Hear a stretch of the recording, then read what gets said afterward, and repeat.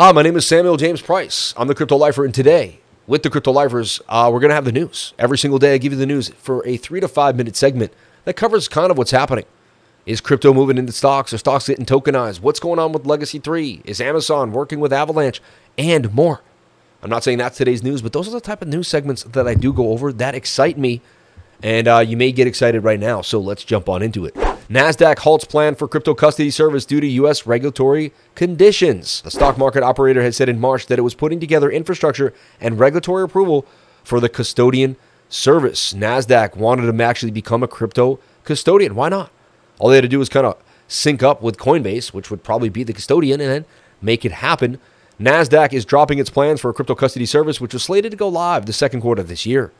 In September 2022, the operator of the NASDAQ stock exchange had said that it was putting together the infrastructure and regulatory approval needed for a crypto custody service. The firm had applied to the New York Department of Financial Services for a limited purpose trust company, which would oversee the custody business. Now NASDAQ has opted to halt these plans and its efforts to pursue the necessary license, considering the shifting business and regulatory environment in the U.S. Felt like the regulatory environment's been the same, which is not nil the whole time. But the firm, however, aimed to continue supporting digital asset industry in several ways, including partnerships with potential ETF issuers, as well as providing technology for crypto custody, she adds. So maybe they're just going to be on the outskirts until it gets perfect. You think NASDAQ would be able to kind of keep it moving. So interesting to see even them back away, that they know something we don't. It's kind of eerie. U.S. Senate bill wants to regulate DeFi like the banks. The DeFi protocols would need to impose strict controls on their users. The U.S. Senate is poised to take another crack at regulating the crypto industry with a new bill that would place stringent anti-laundering requirements on decentralized finance protocols. The bipartisan bill, the Crypto Asset National Security Enactment Act of 2023, would require DeFi protocols to impose bank-like controls on their user base, according to a description of the bill reviewed by CoinDesk.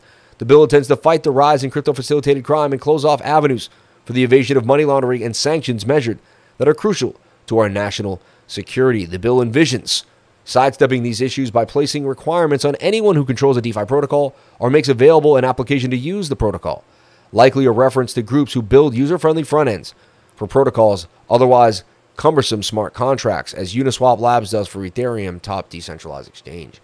So they want to make you, they don't want to give you, they don't want you to be able to be decentralized. They don't want you to not to have an identity. They want you to know who you are. You need a KYC to use your MetaMask wallet. And that's kind of where it's going. It's interesting. Regulation is always, and I love the anti-money aspect. We don't want bad actors in the space.